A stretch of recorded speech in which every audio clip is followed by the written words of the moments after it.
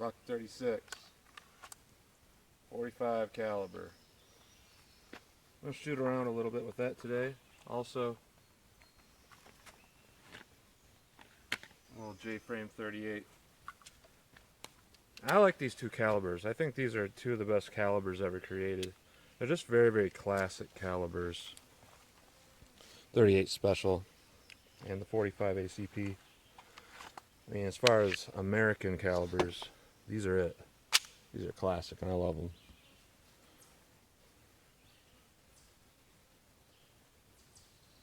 This 38 is a hollow point, but they don't expand. Got the old 230 grain ball ammo. This is 125 grain. Basically a full metal jacket.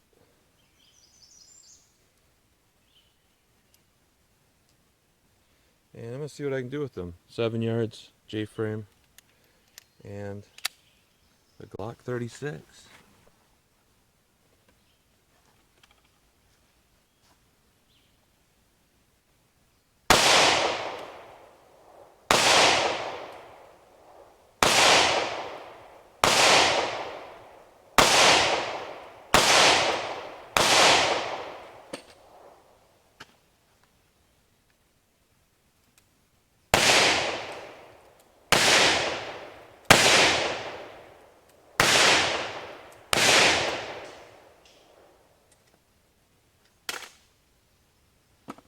Take a look.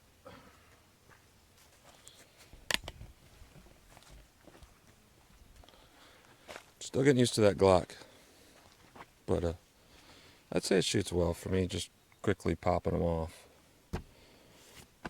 Same with the 38, I mean, about the same accuracy. The difference though between these two guns is that 45 I just got, and I'm not an auto guy, and it took me literally like 5 seconds to learn how to shoot that kind of group. With the 38, it's taken years. If I were just to pick up that 38, it wouldn't even hit the paper at 7 yards. So it takes some getting used to with the 38 versus the 45. By the way, here's a comparison of the Glock 36 and a J-frame.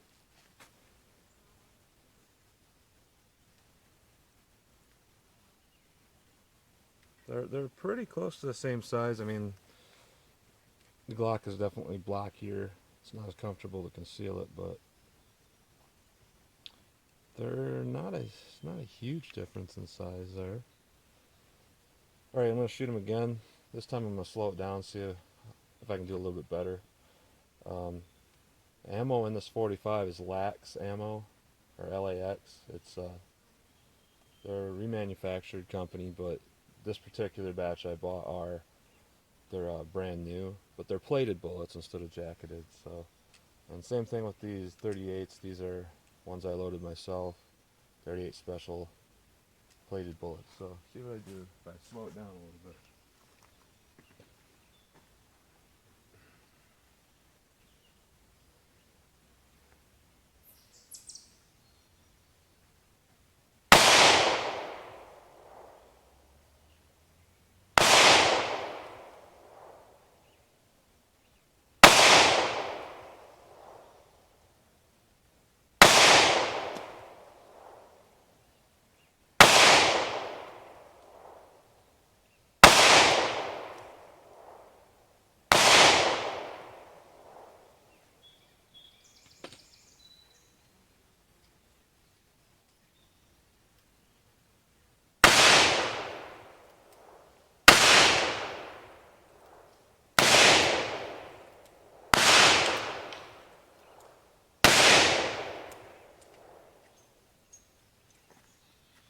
I'll shoot a few more 38s.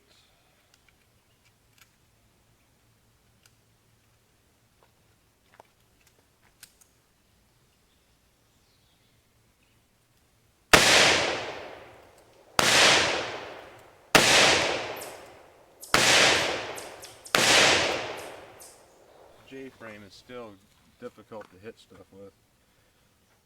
I've been all left with this particular gun, with this Glock, except for two I hit. This one, Again, it's good enough for self-defense, but it's not anywhere near the group I want to get.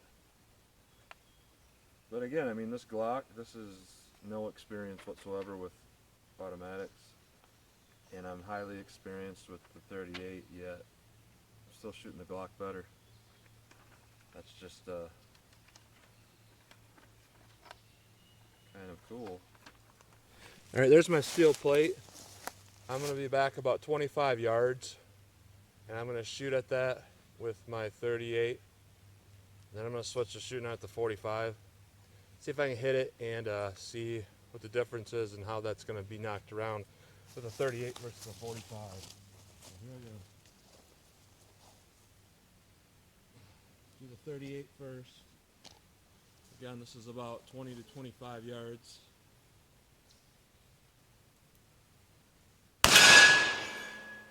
That's the 38. It still hits with quite a bit of force.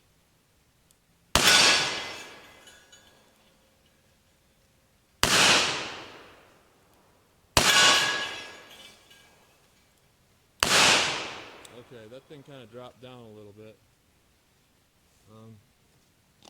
Let me hang it back up so that when I hit with the 45, you can actually see it moving. Alright. I'm going to try to hit it with the 45. See if that moves it around. Here we go. 20 to 25 yards, somewhere in that range.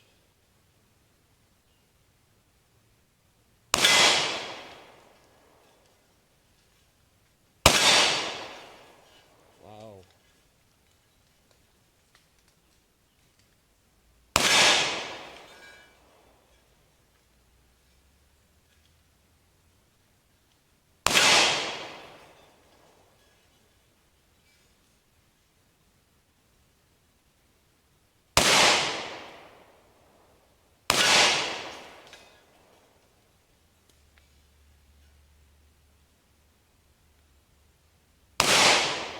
Missed a couple.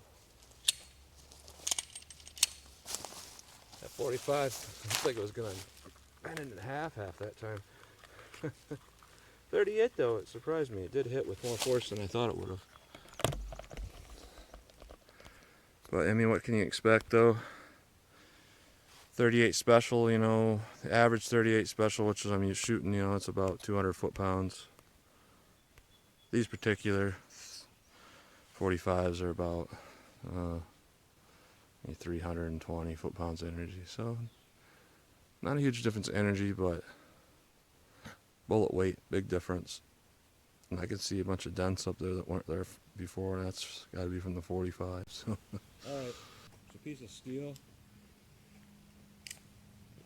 Just old junky parts off the satellite dish. I'm going to see what happens when I hit it from about 5 yards at 38. Then I'm going to do it to 45. 38 special.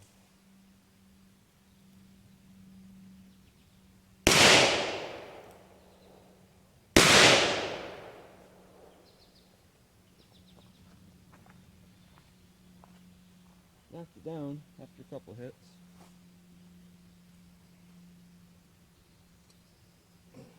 Alright, I'm going to hit the 45. See how that does.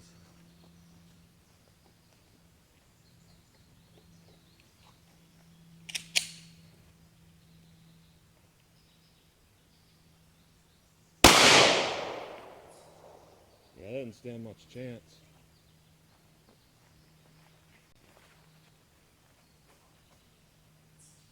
Not only that, but it went clean through.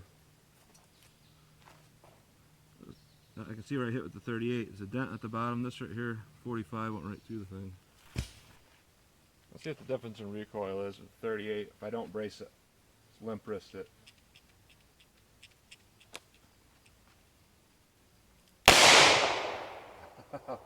It is a lot when I limp wrist it.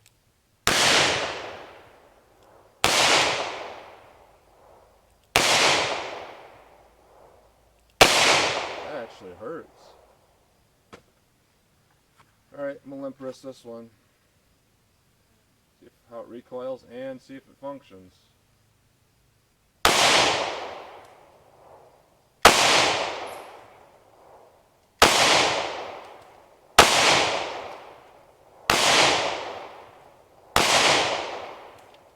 functions flawlessly. Not only that, eyes within 12 inches of that steel plate every shot.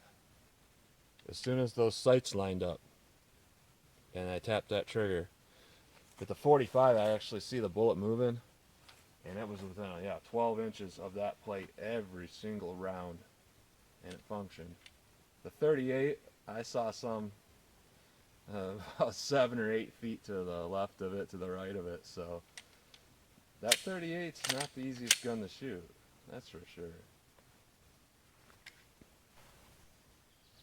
Alright, now I'm going to grip the 38 real tight and the 45 real tight. See what the difference is in recoil when they're gripped properly.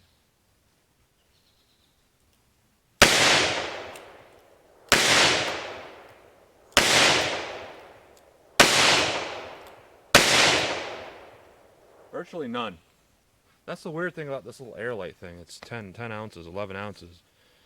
If you give it an inch, it takes a mile. If you give it any looseness, it will kick like a 357. If you put your arm straight so the recoil goes right into it and you grip it, it's like shooting a 22. Alright. Do the same thing with the 45.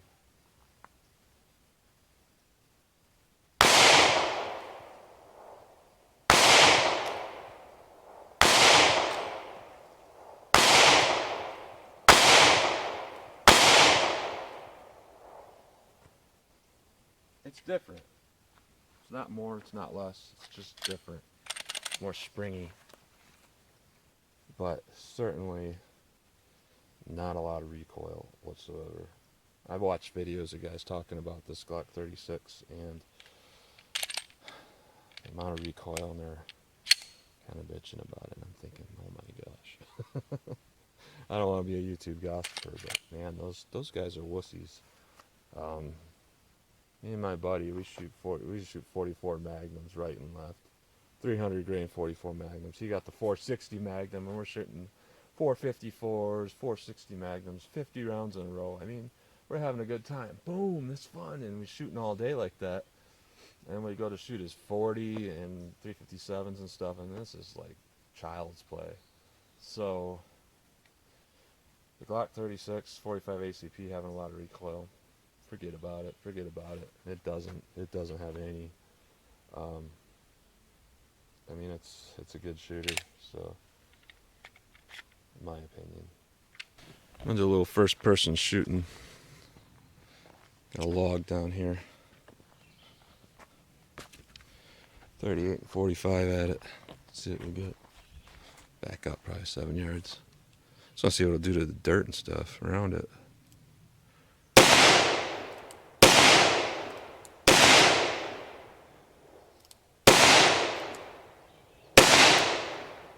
Missed a few times.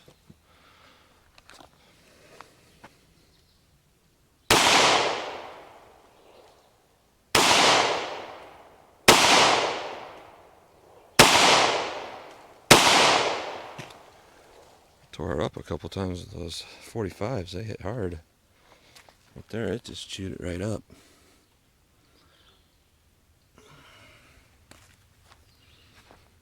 Yeah, before I hit 38 wasn't bad. That 45, man, that's a hard hitting round. If I had to choose between these two guns, well, I couldn't tell you what I would choose. Now, if I could only have one, of course it would be the Glock. It's a 45 caliber. It serves many purposes. I can't realistically see taking a 38 out deer hunting as a backup weapon. I suppose you could, but I don't really see it. 45. I mean, you're a survivalist and you carried a CCW gun. I mean, this thing would drop a deer. It really would. It'd be a good home defense weapon. It's a good concealed carry weapon. But the 38, so many times, even after I've got the Glock, like I gotta go to work and stuff when I'm around people, and I know I need deep concealment, and I don't want it to be seen, and I want to be a little bit more safety conscious. The 38's in the pocket. I mean, it's so easy to do that. So But both are pretty good weapons.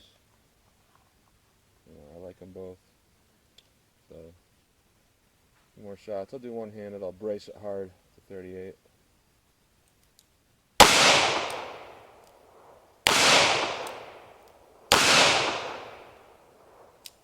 Still shooting good. I like that gun. 45.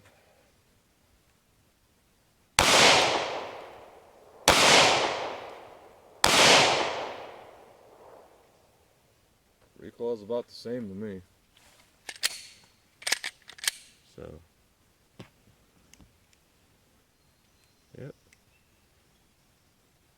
I wanted to compare the two because the 38 Special and the 45 ACP are so much Americana. I mean, the 45 ACP from the early 1900s is what the military carried up into the 1980s or so. You're talking 75 years, about 1905 or so, up into the mid-80s. I mean, 75 years of that. And it's almost the same, even a little bit longer history with the 38 Special. Police carried that, I think, since 1898 up until the 80s. So there's no other two more iconic calibers than the 38 Special and the 45 ACP. They are just awesome rounds. That's why I got the 45. That's one of the reasons why.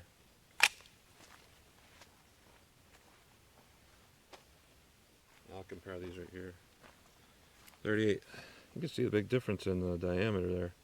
The main reason why I got the 45 wasn't because I thought it had more stopping power over a 40 or a 9mm or anything like that. It was more just personal preference. Like, I felt like getting the 45. And part of that reason was I grew up knowing about the 45, and I don't know how I really knew about it.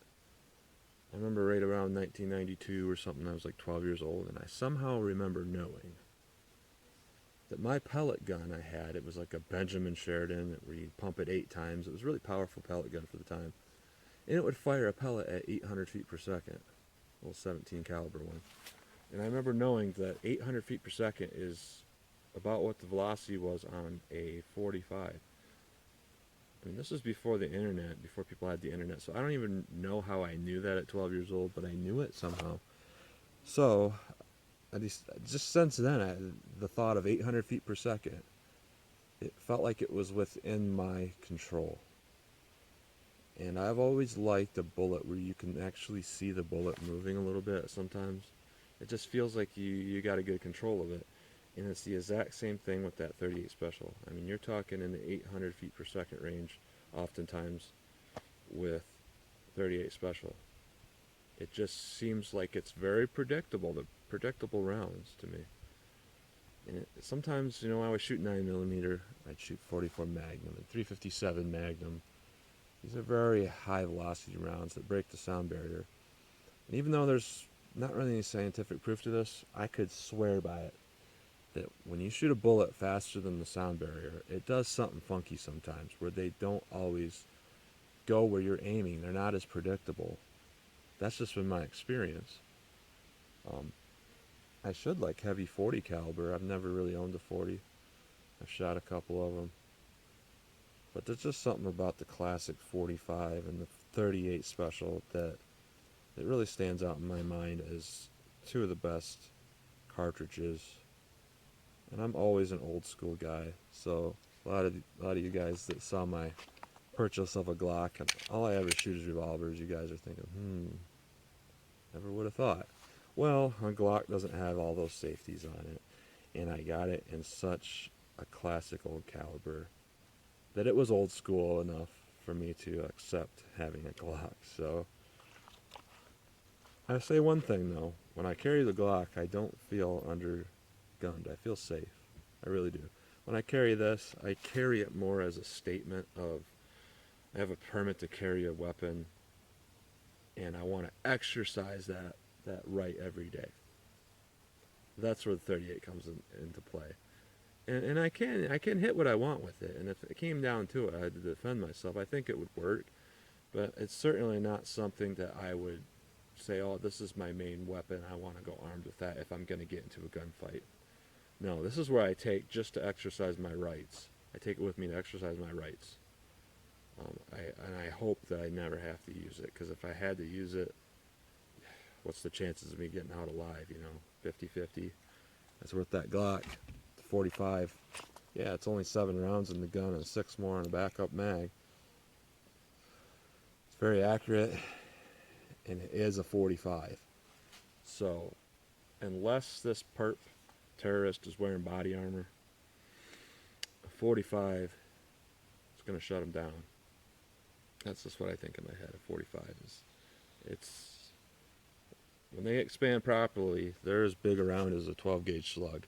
So, yeah, I do feel pretty safe with the 45, but, it's hard to conceal. It's not comfortable all the time, but, yeah, I like it. I like it a lot. So anyways, enough of me talking about 45s and 38s, so thanks for watching.